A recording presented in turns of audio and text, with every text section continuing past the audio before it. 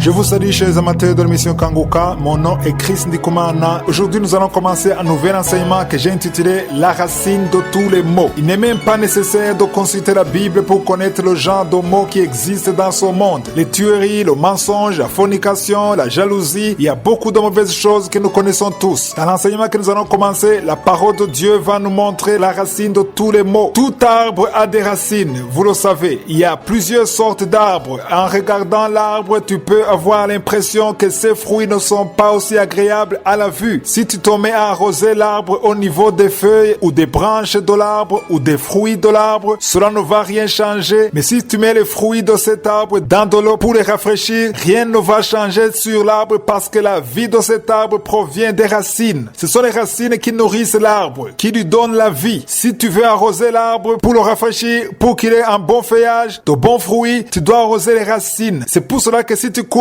les branches d'un arbre en enlevant tout, même les fruits, si tu ne déracines pas l'arbre, il finira un jour par repousser, car ce sont les racines qui donnent la vie à l'arbre. C'est pour cela que la parole de Dieu veut nous montrer la racine de tous les maux. Lisons dans 1 Timothée chapitre 6 verset 10. Il est écrit, car l'amour de l'argent est une racine de tous les maux. Dans ce verset, on ne parle pas de certains mots, mais on parle de tous les maux. La première fois que j'ai vu ce verset, je n'ai pas compris tout de suite sa signification. Je me demandais comment l'amour de l'argent peut te pousser à commettre tous ces maux, tout ce qu'il y a dans le cœur de l'homme. Il y en a d'autres qui enseignent que l'argent est la source de tous les maux, mais ici le verset est très clair. Il parle de l'amour de l'argent et pas de l'argent comme source de tous les maux. Nous comprendrons cela au cours de cet enseignement. Le verset continue en disant ceci, et quelques-uns en étant possédés se sont égarés loin de la foi et se sont jetés eux-mêmes dans bien de tourments. Par là, nous comprenons qu'aujourd'hui, si on consulte les différents sites chrétiens ou sur YouTube, il y a beaucoup de prédications qui parlent de l'argent, des messages de la prospérité, et on se rend compte que son genre de prédication nous pousse à désirer avoir beaucoup d'argent parce qu'il te montre comment devenir riche et comment tu as été appelé à avoir ceci ou cela. La parole de Dieu nous dit que l'amour de l'argent doit être combattu. Dans cet enseignement, nous comprendrons que nous devons nous débarrasser de l'amour de l'argent car cela ne nous amène que des problèmes. Il nous éloigne de la foi, il nous éloigne des promesses de Dieu, il nous éloigne de l'amour de Dieu. Le verset 11 continue en disant ceci. C'est Paul qui a écrit à Timothée en disant, pour toi, homme de Dieu, fuis ces choses et recherche la justice, la piété, la foi, la charité, la patience et la douceur. Pour ceux qui sont en train de prendre note, écrivez ces 6 choses que Paul cite dans ce verset. Il parle premièrement de la justice, deuxièmement de la piété, troisièmement de la foi. Cela veut dire que l'amour de l'argent va t'empêcher d'avoir la foi. Quatrièmement, il parle de la charité ou de l'amour. Cinquièmement, il parle de la patience. L'amour de l'argent peut t'empêcher à avoir de la patience. Et sixièmement, il parle de la douceur. Ce sont toutes ces 6 choses que l'amour de l'argent peut t'empêcher d'avoir. Je vais juste me concentrer au cours de cet enseignement sur 3 des 6 points dont parle l'apôtre Paul. Je parlerai sur la piété, la foi et la charité ou l'amour. Si tu écoutes cet enseignement, tu peux être tenté de dire que ce que je suis en train d'enseigner est faux car tu peux avoir l'impression que tout le monde aime l'argent, que personne ne déteste l'argent. Je vais te dire justement que c'est là où se trouve le problème parce que tout le monde aime l'argent et comme nous l'avons lu, l'amour de l'argent est la racine de tous les maux. Vous comprenez vous-même que le monde est en détresse si tout le monde aime l'argent. C'est pourquoi nous devons tous nous réveiller, que l'amour de l'argent ne soit pas en nous. Nous comprendrons que nous ne pouvons pas en même temps aimer Dieu et l'argent. Ce que j'aimerais qu'on comprenne, c'est que tout le monde a besoin d'argent pour pouvoir survivre dans cette vie, mais l'amour de l'argent est la racine de tous les maux. Ce n'est pas l'argent, mais l'amour de l'argent qui est la racine de tous les maux. Hier, nous avons lu dans 1 Timothée chapitre 6 verset 11. Nous avons lu 6 choses que l'amour de l'argent ne peut pas te permettre d'avoir. J'ai parlé de la justice, de la piété, de la foi, de la charité, de la patience et de la douceur. Nous lisons cela au verset 11. Je vous ai dit que je parlerai uniquement de 3 choses parmi les 6 parce que les autres sont faciles à comprendre. Il est facile de comprendre que l'amour de l'argent t'écarte du chemin de la foi parce que vous savez que l'amour de l'argent pousse les gens à mentir, à donner de faux témoignages, de faux papiers. Vous le savez tous et cela ne demande pas de consulter la Bible pour en être au courant. Vous savez également que l'amour de l'argent pousse des gens à la fornication, à l'adultère, au meurtre. C'est pour cela que j'ai choisi de ne pas m'attarder là-dessus. La troisième chose que j'ai préféré ne pas traiter comme sujet, c'est la patience. Vous savez sans doute que celui qui aime l'argent n'est pas patient. Il n'a pas non plus la douceur. Au cours de cet enseignement, je parlais beaucoup sur la piété, la foi et la charité. Aujourd'hui, nous commencerons à parler de la piété. Si tu écoutes ceci, tu peux avoir l'impression qu'il n'y a aucun lien entre la piété est l'amour de l'argent. C'est pour cela que j'aimerais enseigner sur ça pour qu'on arrive tous à le comprendre. Dans la parole de Dieu, Jésus nous montre que celui qui a l'amour de l'argent en lui ne peut pas craindre Dieu. Cela veut dire que donner la première place à Dieu, donner la valeur à Dieu est difficile quand on a l'amour de l'argent. Pour toute personne qui m'écoute, chacun de nous a son propre degré concernant l'amour de l'argent, chacun à son niveau. À la fin de cet enseignement, nous devrions tous être délivrés de l'amour de l'argent. Si tu arrives à un point où tu es délivré de l'amour de l'argent, il y a beaucoup de choses qui arriveront dans ta vie. Il faut que tu sois complètement délivré de l'amour de l'argent. Si tu vois un arbre, peu importe combien il sera vigoureux, si tu parviens à couper ses racines, l'arbre ne pourra plus avoir de vie. Il ne pourra plus donner du fruit parce qu'il a été déraciné. De la même façon, aussi longtemps qu'il y aura cet amour de l'argent dans ton cœur, il y aura toujours de mauvais fruits qui viendront de toi à cause de cet amour de l'argent. Aujourd'hui, nous allons lire une histoire de la Bible. Elle se trouve dans Matthieu 19, versets 16 à 22. L'histoire parle d'un jeune homme qui suivait tous les commandements. Il avait également beaucoup d'argent. Il était riche et il aimait beaucoup l'argent. J'aimerais préciser ici que ceux qui aiment l'argent, ce ne sont pas les riches seulement. Même ceux qui sont pauvres, même les mendiants aiment l'argent. Cet amour de l'argent se trouve dans notre nature charnelle et cela est beaucoup favorisé par le système du monde dans lequel nous vivons. C'est pour cela que nous devons nous repentir et être complètement délivrés. Le jeune homme riche est donc venu vers Jésus en lui disant combien il avait tout fait pour être juste devant Dieu. Il lui a ensuite demandé qu'est-ce qu'il pouvait faire pour être parfait. Il s'est dit en lui-même qu'il était sur le droit chemin parce qu'il ne voyait aucun péché en lui. Il essayait de suivre tous les commandements. Il ne commettait pas d'adultère, il ne mentait pas, il ne tuait pas, il priait, il jeûnait, il faisait tout ce qui était recommandé par la loi. Mais il a demandé à Jésus ce qui lui manquait parce qu'il se voyait lui-même comme étant parfait. Comme nous l'avons lu dans Matthieu 19, versets 16 à 22, ce jeune homme est venu vers Jésus en lui demandant quoi faire pour hériter la vie éternelle. Ils étaient encore sous la loi de Moïse. C'est pourquoi Jésus lui a dit de suivre toute la loi de Moïse qui consistait à s'abstenir de tuer ou de mentir, de respecter ses parents, d'aimer son prochain comme soi-même, etc. Après cela, le jeune homme a regardé Jésus et lui a dit qu'il avait suivi tout cela depuis son enfance. Il a ensuite demandé ce qui lui manquait réellement pour avoir la vie éternelle. En d'autres mots, il avait suivi tous les commandements à tel point qu'il a dit à Jésus qu'il aimait son prochain comme il s'aimait lui-même. Jésus le regarda et vit en lui l'amour de l'argent. Pas parce qu'il avait beaucoup d'argent, c'est vrai, il en avait, mais en même temps, il aimait beaucoup l'argent et il y était attaché. Au verset 21, Jésus lui dit ceci: si tu veux être parfait, va et vends tout ce que tu possèdes, donne-le aux pauvres et tu auras un trésor dans le ciel. Puis viens et suis-moi. En d'autres mots, il lui a dit de tout donner. Pourquoi lui a-t-il dit cela? Tout son cœur était attaché à son argent. Il avait un amour très fort pour son argent. C'est pour cela que Jésus lui a demandé de tout vendre. Au verset 22, nous lisons ceci: après avoir entendu ces paroles, le jeune homme s'en alla tout triste, car il avait beaucoup de biens. Je ne sais pas si vous comprenez réellement que la richesse de ce jeune homme lui a empêché d'aller au ciel, d'avoir la vie éternelle, de vivre une autre vie après la mort. Je ne sais pas comment il est mort parce qu'on ne parle plus de lui après cette rencontre avec Jésus, mais s'il est mort sans se repentir, il a raté le ciel à cause de l'amour de l'argent. Pas à cause de la richesse, mais à cause de son amour pour l'argent. J'aimerais te dire que cela ne demande pas d'avoir beaucoup de richesse dans ce que tu possèdes. Tu dois arriver à un niveau où tu peux affirmer que tout ce que tu possèdes n'est pas à toi, mais à Dieu seul. C'est Dieu qui t'a tout donné. De la même façon, il peut tout reprendre. Cela veut dire que tout ce que tu possèdes appartient à Dieu. Il y a un verset biblique que j'aimerais que nous comprenions. C'est dans Psaume chapitre 24, verset 1. Il est écrit: à l'Éternel la terre et tout ce qu'elle renferme, le monde et tout ce qu'il habite. Si tu ne comprends pas ce verset, tu vas croire que tout ce que tu possèdes t'appartient.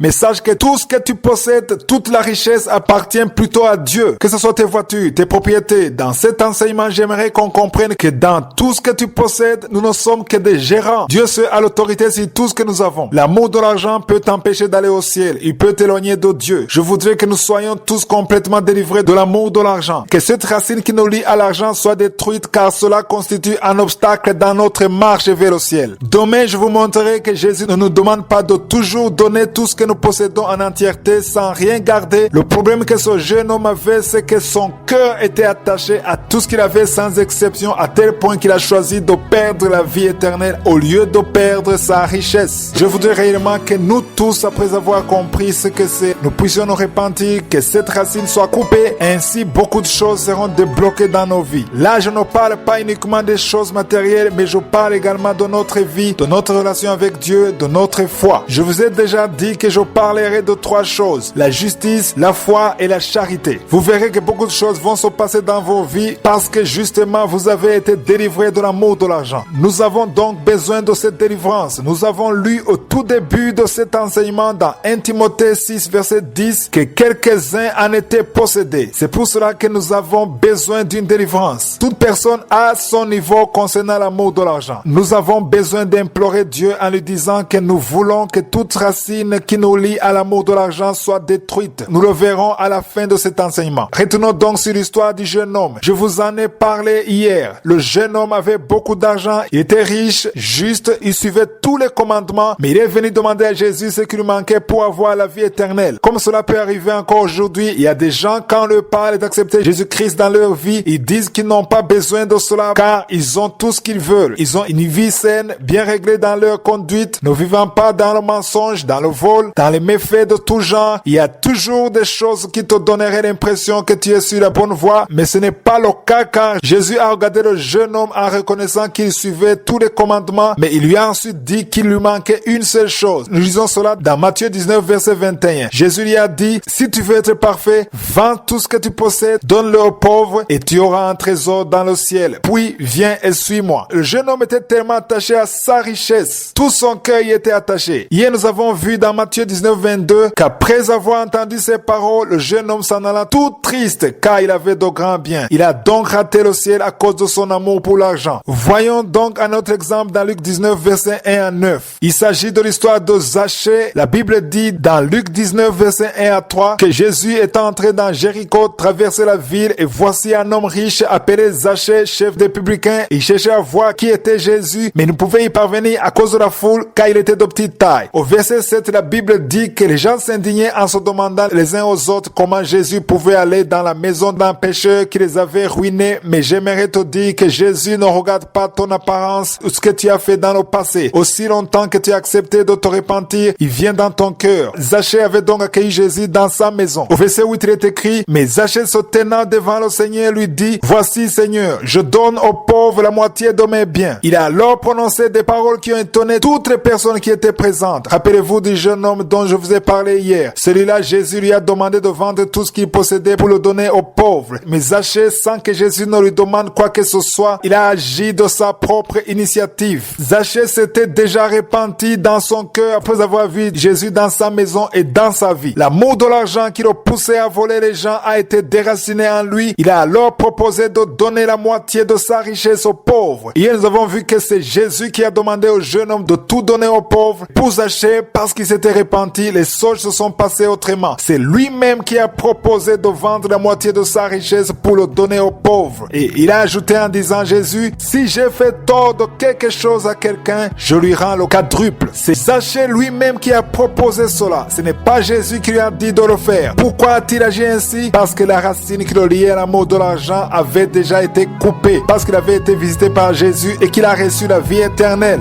Nous avons compris qu'il y a beaucoup de mauvaises choses dans nos vies qui sont entraînées par le fait que nous avons cet amour de l'argent en nous. J'aimerais vous dire qu'avoir l'amour de l'argent ne nécessite pas d'en avoir. Tu peux ne pas avoir beaucoup d'argent et avoir en toi cet amour de l'argent. L'amour de l'argent fait partie de notre nature charnelle. Nous avons également lu au verset 11 de 1 Timothée 6 ce que Paul a écrit à Timothée. Il a dit: pour toi, homme de Dieu, fuis ces choses et recherche la justice, la piété, la foi, la charité, la patience et la douceur. Toutes ces choses que Paul énumère sont les fruits de l'esprit. C'est pour cela que nous ne marchons pas souvent selon les fruits de l'esprit parce que nous avons en nous cet amour de l'argent. Avant-hier, je vous ai donné l'exemple du jeune homme riche qui était juste car il suivait tous les commandements, il ne s'en éloignait pas. Il a ensuite demandé à Jésus ce qu'il fallait qu'il fasse pour avoir la vie éternelle. Il avait beaucoup d'argent et quand Jésus l'a regardé, il a vu en lui cet amour de l'argent. Tout son cœur était attaché à son argent. Jésus lui a demandé de tout vendre et de tout donner aux pauvres, puis revenir et de le suivre parce que c'était la seule chose qui l'empêchait d'avoir la vie éternelle. Nous l'avons lu ensuite au verset 22 de Matthieu 19 que le jeune homme s'en alla tout triste. Il a raté le ciel et la vie éternelle à cause de l'amour de l'argent. De la même façon, il y en a encore qui sont en train de rater le ciel, de rater la vie éternelle à cause de l'amour de l'argent. Tu peux commettre beaucoup d'erreurs à cause de l'amour de l'argent. C'est une arme redoutable que Satan utilise contre les enfants de Dieu, même s'ils ont déjà une relation avec Dieu. C'est pour cela que je dis souvent qu'il ne faut pas que nous soyons manipulés par toutes sortes de prédications, des prédications qui nous font aimer l'argent. Je ne sais pas si vous en avez déjà entendu parler. Il y a des prédications qui vous montrent comment il est agréable d'avoir beaucoup d'argent. C'est pour cela que nous devons connaître la parole de Dieu qui nous dit que la racine de tous les maux est l'amour de l'argent. Nous ne devons donc pas nous attacher à l'amour de l'argent. Hier, nous parlions de l'histoire de Zachée. Nous avons vu cela dans Luc 19, versets 1 à 9. Nous avons vu comment Zachée a accueilli Jésus dans sa maison, comment il était content. Zachée était un homme qui faisait beaucoup de mal au peuple. Il était corrompu et il avait volé beaucoup d'argent à tel point que tout le monde le détestait. Il avait fait du mal à beaucoup de personnes et il était devenu riche à cause de cela. Quand Jésus est entré dans sa maison, Zachée s'est repenti. Quand tu acceptes Jésus-Christ comme ton Seigneur et ton Sauveur, quand il vient dans ta vie, il est normal de s'humilier et de se repentir. Jésus ne peut pas venir dans ta vie et la laisser comme elle était avant. Il y a des gens qui disent qu'ils ont accepté Jésus dans leur vie, mais en même temps, ils continuent à vivre dans le péché, dans la même vie d'avant. Il doit y avoir une sincère repentance pour celui qui a accepté Jésus. Jésus ne peut pas venir dans ta vie et la laisser comme elle était avant. Cela est impossible. Si tu acceptes Jésus dans ta vie, l'étape qui suit doit être celui de vérifier et voir tout ce qui ne va pas dans ta vie afin de tout corriger et tout mettre en place. Quand Jésus a visité Zachée, Zachée s'est lui-même rendu compte qu'il avait fait beaucoup de mal au peuple. Cela ne veut pas dire qu'il ne voyait rien avant. Il le voyait, mais cela ne lui disait rien parce qu'il ne craignait pas Dieu. Rappelez-vous que nous sommes en train de parler de la piété. Dès que Zachée a accepté Jésus, il a alors acquis la piété et il s'est proposé lui-même de rembourser tout ce qu'il avait pris au peuple. Ce n'est pas Jésus qui lui a dit de faire cela, mais c'est Zachée lui-même qui s'est proposé de le faire parce qu'il s'était déjà repenti. Deuxièmement, il a dit, et si j'ai fait tort de quelque chose à quelqu'un, je lui rends le quadruple. Il l'a fait parce qu'il regrettait ce qu'il avait fait. C'était une façon de se racheter de tout le mal qu'il avait fait. Au verset 9, Jésus ayant entendu cela, dit une parole qui a étonné toutes les personnes présentes. Il a dit, le salut est entré aujourd'hui dans cette maison. En d'autres termes, il lui a dit, aujourd'hui tu es sauvé, même si tu mourrais maintenant, tu irais au ciel parce que tu t'es repenti. Compara cette histoire avec celle de Matthieu 19. Le jeune homme n'a pas pu se repentir à cause de l'amour de l'argent. Il a refusé et a raté le ciel, mais Zachée a accepté de se repentir et a même pris la moitié de tout ce qu'il avait, l'a vendu et l'a donné aux pauvres. Il s'est réconcilié avec tout ce qu'il avait volé. Jésus ne lui a pas demandé de donner l'autre moitié aux pauvres, mais il a remarqué qu'il s'était sincèrement repenti. Mais j'aimerais vous dire que malgré que Zachée avait donné tout son argent, il n'est pas devenu subitement pauvre. Il est resté riche parce qu'il avait donné seulement la moitié. Jésus a remarqué que la racine de tous les maux était coupée en lui et qu'il s'était repenti et que le salut était désormais dans sa maison. Continuons donc avec là où on en était. Nous avons compris que l'amour de l'argent peut empêcher une personne d'avoir la vie éternelle. Nous l'avons vu dans l'histoire du jeune homme riche. Il était juste, il suivait tous les commandements. Il était arrivé même à un point où il se demandait ce qui lui manquait pour avoir la vie éternelle. Jésus lui a dit alors de tout vendre, de donner aux pauvres et venir ensuite pour le suivre. Le jeune homme riche n'avait pas été d'accord avec ça. Il est reparti tout triste. Nous avons également vu un autre exemple d'une autre personne qui était riche. Il s'agit de Zachée. Quand Zachée a rencontré Jésus, quand il l'a accueilli dans sa maison, il s'est alors repenti et l'amour de l'argent qu'il avait en lui a complètement disparu. Il s'est lui-même proposé de donner la moitié de ses biens aux pauvres. Cela représente une très grande valeur en argent car il était très riche. Il l'a fait sans que Jésus lui dise de le faire. J'aimerais qu'on comprenne que lorsque tu seras délivré de l'amour de l'argent, il te sera facile de te soucier des pauvres. Le fait même que tu ne te soucies pas des pauvres, des veuves et des orphelins, c'est parce que tu es encore lié par l'amour de l'argent. La racine de tous les maux doit être coupée complètement pour que tu sois libre, que tu puisses te soucier des autres, des pauvres, des orphelins, des veuves, de l'œuvre de Dieu. Nous voyons alors que Jésus a ensuite dit que le salut est entré dans la maison de Zachée, de la même façon tu peux être empêché de vivre les promesses de Dieu à cause de l'amour de l'argent. Je vous ai déjà dit que nous parlerons de 3 choses. La semaine passée, nous avons parlé de la piété ou de la crainte de Dieu. Aujourd'hui, nous parlerons de la foi. Lisons dans Matthieu 6, 24. Il est écrit, nul ne peut servir 2 maîtres. Par ce verset, je peux vous donner un exemple. Si tu travailles dans une entreprise quelconque, tu as un seul chef et il est au-dessus de tous. L'entreprise ne peut pas avoir 2 PDG. Il ne peut y avoir qu'un seul. Le verset continue en disant, car ou il haïra l'un et aimera l'autre, ou il s'attachera à l'un et méprisera l'autre. Cela veut dire que s'ils sont 2, il sera obligé de choisir entre les 2. Cela veut dire que si tu as 2 chefs, tu seras obligé de choisir entre les 2. Tu ne peux pas recevoir les ordres venant de 2 personnes différentes. Ceux qui ont fait le service militaire le comprennent très bien. Tu ne peux pas avoir 2 chefs au-dessus de toi. Il ne peut qu'y avoir un seul chef direct. S'il y en a un autre, il ne peut passer que par ton supérieur direct. De la même façon, tu ne peux pas avoir 2 maîtres. Le verset se termine en disant, vous ne pouvez servir Dieu et maman. Je me suis mis à chercher l'origine du mot maman parce que la Bible du Nouveau Testament a été traduite du grec. Ce mot maman vient du mot grec mammonas, qui veut dire richesse ou argent. Vous savez que nous sommes sur un sujet concernant l'argent. Tu ne peux donc pas aimer Dieu, le servir comme ton maître et en même temps avoir l'argent comme ton maître. Ce verset dit que tu dois choisir celui que tu sers, celui à qui tu obéis. Tu ne peux pas affirmer que tu aimes Dieu et en même temps aimer l'argent. Tu ne peux pas dire que tu obéis en même temps à Dieu et à l'argent. Je vous assure que l'argent peut très bien être votre maître, celui qui vous domine, qui vous dit ce que vous devez faire. Beaucoup de gens sans le savoir tombent dans ce piège et acceptent d'être conduits et dominés par l'argent plutôt que par la parole de Dieu. Si tu veux obéir à Dieu, tu peux le faire, mais tu ne peux pas avoir 2 maîtres, c'est-à-dire l'argent et Dieu en même temps. Parce qu'aussi longtemps que tu as l'amour de l'argent en toi, il sera difficile pour toi d'obéir complètement à Dieu, à l'Esprit de Dieu. Le but de cet enseignement est que nous puissions arriver à un stade où la racine de tous les maux qui est l'amour de l'argent soit complètement coupée en nous, que nous soyons tous délivrés, car cette délivrance va être accompagnée de beaucoup de bénédictions dans nos vies. Quand je parle de bénédictions, je ne parle pas nécessairement de l'argent, mais je parle de tout ce que Dieu a prévu pour toi. Nous avons lu dans 1 Timothée 6:11 où c'est écrit, pour toi, homme de Dieu, fuis ces choses et recherche la justice, la piété, la foi, la charité, la patience et la douceur. Souvent, les 6 vertus que Paul énumère peuvent ne pas être visibles dans ta vie à cause de la racine de tous les maux qui est l'amour de l'argent. Retournons donc sur le verset d'hier. C'est dans Matthieu 6, 24. Ceci va avec ce qu'on appelle adoration. Si on lit dans Exode 32, nous voyons comment les enfants de Dieu ont perdu la foi lorsque Moïse était sur la montagne quand il tardait à descendre. Ils ont enlevé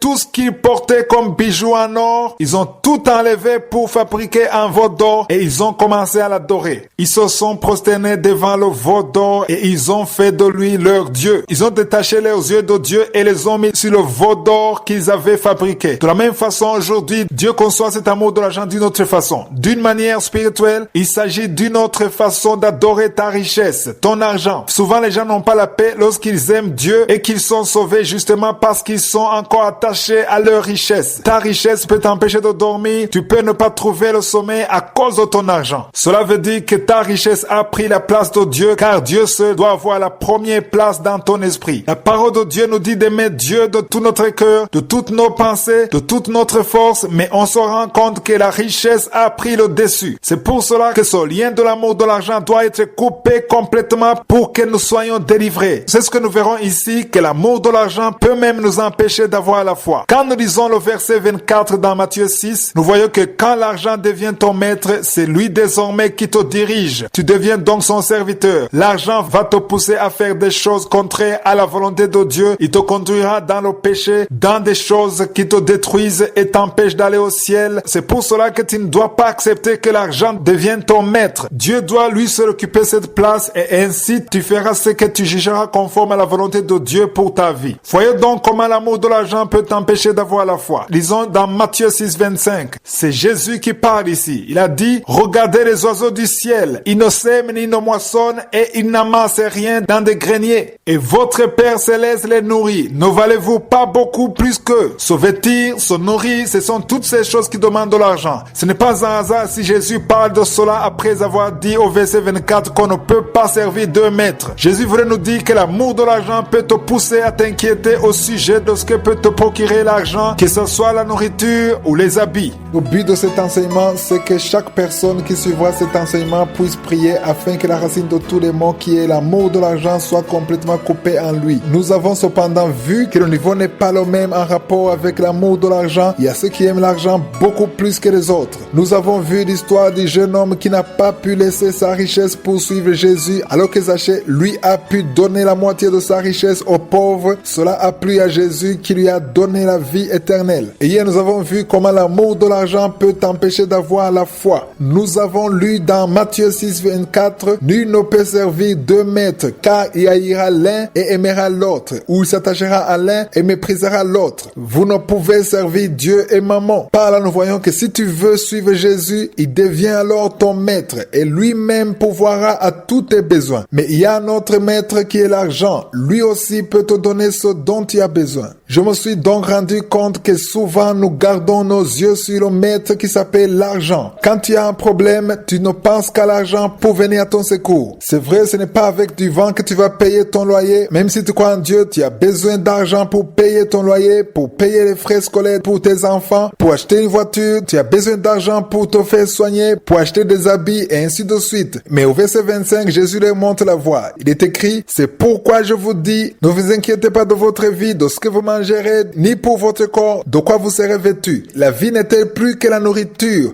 et le corps plus que le vêtement? Jésus était en train de leur enseigner quelque chose de vraiment important et je voudrais qu'on le comprenne tous. Il leur disait ceci, la vie a plus de valeur que la nourriture. En d'autres mots, la vie a plus de valeur que l'argent. Toutes les choses que tu as ne nécessitent pas forcément l'argent pour en avoir. Il y a des choses que Dieu t'a données et que tu n'as pas achetées. La vie par exemple. Jésus dit aussi cela. Il a dit, la vie n'est-elle pas plus que la nourriture et le corps plus que le vêtement? Cela veut dire que pour avoir des vêtements, c'est vrai, tu dois avoir de l'argent pour en acheter, mais il y a une autre chose que tu as que tu n'as pas acheté. C'est ton corps. Le maître qui est Dieu t'a donné le corps et le maître qui est l'argent peut te procurer le vêtement. Choisis lequel des deux que tu donneras plus de valeur. C'est ce que Jésus essaie de nous dire. Pourquoi donnes-tu de la valeur au maître qui est l'argent qui te donne simplement ce que tu mets sur ton corps et pas au maître qui est Dieu qui te donne le corps? C'est pour cela que Jésus continue en disant ceci au verset 26. Il dit, regardez les oiseaux du ciel, ils ne sèment ni ne moissonnent, ils n'amassent rien dans des greniers et votre Père céleste le nourrit. Ne valez-vous pas beaucoup plus qu'eux? Il ne dit pas que c'est le Père de ces oiseaux puisqu'il les nourrit, mais il dit que c'est leur Père, c'est-à-dire le Père des enfants d'Israël. Il essaie de les raisonner un peu en leur disant que leur Père qui est Dieu est en train de nourrir les oiseaux. S'il est en train de le faire pour les oiseaux, à plus forte raison ne le fera-t-il pas pour ses enfants? Qu'est-ce qui a plus de valeur entre les enfants de Dieu et les oiseaux? Il est en train de leur demander que si c'est réellement Dieu qui leur a donné son corps, comment ne pourra-t-il pas les vêtir? Ou si c'est Dieu qui vous a donné la vie, comment ne pourra-t-il pas vous donner un logement? Vous n'avez pas besoin du maître qui est l'argent pour vivre. Peut-être tu peux me dire que tout ce que tu as, tu l'as acheté avec de l'argent, mais tu dois savoir, si tu crois en Dieu, que c'est Dieu qui t'a donné tout ce que tu as en utilisant l'argent. En d'autres mots, nous devons arriver à un point où l'argent est le serviteur de Dieu. Détachons nos yeux du maître qui est l'argent et gardons nos yeux sur le maître qui est Dieu. C'est ce que Jésus était en train de leur enseigner. Qu'ils ont de la valeur plus que les oiseaux du ciel. Arrêtez de vous inquiéter en vous demandant comment vous allez faire puisque vous n'avez pas de salaire. C'est vrai, la Bible dit que celui qui ne travaille pas ne doit pas manger non plus, mais tu dois détacher tes yeux du maître qui est l'argent pour garder tes yeux sur le maître qui est Dieu. Nous avons déjà compris que l'amour de l'argent nous met dans des situations qui ne sont pas bonnes à tel point que sans le savoir, on se retrouve sous l'autorité d'un autre maître qui est l'argent. Beaucoup de gens aiment dire que telle personne était une bonne personne, humble, gentille et aimante, mais que l'argent l'a complètement changé. Je ne sais pas si vous l'avez déjà entendu. Souvent, le fait est que ce n'est pas l'argent qui l'a changé, ce sont des choses qui étaient déjà en lui. L'argent révèle l'orgueil qui est déjà en toi. Il te montre que tu es capable de tout faire. Dans le verset que nous avons lu dans Matthieu 19, quand on parlait du jeune homme riche, Jésus lui a dit de vendre tout ce qu'il avait pour donner aux pauvres. Mais lui, il a refusé et s'en est allé tout triste. Au verset 23, Jésus a dit, je vous le dis en vérité, un riche entrera difficilement dans le royaume des cieux. Cela ne veut pas dire que les riches n'entreront pas au ciel. Il a simplement dit qu'il sera difficile pour eux d'y entrer. Nous lisons cela dans Matthieu 19, verset 23. C'est également extrêmement difficile de prêcher la bonne nouvelle aux riches. Pourquoi est-ce que cela est difficile? Parce qu'une personne qui a beaucoup d'argent a l'impression d'avoir un grand pouvoir. L'argent qu'il possède a une grande place, la place réservée à Dieu. Ce qui fait qu'il pense tout avoir et que rien ne lui manque. Cela est le pire mensonge de Satan. Satan te trompe en te montrant que tu as tout parce que tu as l'argent. C'est pour cela que Jésus dit dans Matthieu 6, 24, il a dit, nul ne peut servir deux maîtres, car il haïra l'un et aimera l'autre, ou il s'attachera à l'un et méprisera l'autre. Vous ne pouvez pas servir Dieu et maman. Quand tu as beaucoup d'argent, tu as l'impression que ton maître c'est l'argent et que ta protection est ta richesse. Tu sembles intouchable à cause de l'argent, car tu as des relations, de la puissance, de l'influence à cause de cet argent. Dans ce cas, l'argent est devenu ton idole, comme cela est arrivé dans Exode chapitre 32, quand ils ont pris toutes leurs richesses pour fabriquer le veau d'or. De la même façon, l'argent peut devenir ton idole. C'est vrai, tu n'arrives pas à trouver du travail malgré tout ce que tu as fait. Les factures se multiplient du jour au lendemain. Ne sois pas découragé. Ne t'inquiète pas parce que tu n'as pas d'argent. Même si tu es en train de trouver du travail sans succès, le plus important c'est de garder les yeux sur le maître qui est Dieu plutôt que le maître qui est l'argent. Souvent nous pensons que comme il y a l'argent, alors nous n'aurons plus aucun problème. Mais je vous assure que si l'argent mettait fin à nos problèmes, les païens seraient les plus heureux, car je me suis rendu compte que ce sont les païens qui ont beaucoup d'argent dans ce monde. Et pourtant, ce sont eux qui ont beaucoup de problèmes. Pourquoi cela? Parce que l'argent est un mauvais maître. Mais toi, si tu fais de Dieu ton seul et unique maître, tu auras acquis la capacité de faire de l'argent ton serviteur. Le problème, c'est que tu ne peux pas laisser l'argent être ton maître et prétendre encore être sous l'autorité de Dieu. Cela est impossible. Tu dois choisir celui à qui tu dois obéir entre les deux. Nous lisons cela dans Matthieu 6, 24. Soit tu choisis d'obéir à Dieu et l'argent devient ton serviteur ou ton esclave. Mais si tu choisis d'écouter ton argent, il sera très difficile pour toi d'obéir à Dieu. C'est pour cela que dans Matthieu 6, 31, Jésus dit ceci. Ne vous inquiétez donc point et ne dites pas que mangerons-nous, que boirons-nous, de quoi serons-nous vêtus? Car toutes ces choses, ce sont les païens qui les recherchent. Votre Père Céleste sait que vous en avez besoin. C'est malheureux d'entendre quand les enfants de Dieu ont encore ce genre de problème. Nous ne devrions pas en avoir, car la parole vient de nous dire que ce genre de souci est pour les païens. Nous ne devrions pas nous inquiéter en nous demandant comment nous allons vivre, comment nous allons payer notre loyer, comment nous vêtirons nos enfants, comment nous allons payer nos factures. C'est vrai, tout cela est nécessaire, mais détachons nos yeux du maître qui est l'argent. Arrêtons de penser que si l'argent est là, il y a la solution. Même si Dieu utilise l'argent pour nous sortir de cette situation, le maître doit être Dieu seul. Si tu gardes tes yeux sur Dieu à tel point qu'il soit ton maître, tous tes problèmes trouveront une solution. Pourquoi? Au verset 32, nous avons lu ceci. Votre Père sait que vous en avez besoin. Tout ce qu'il te demande, c'est de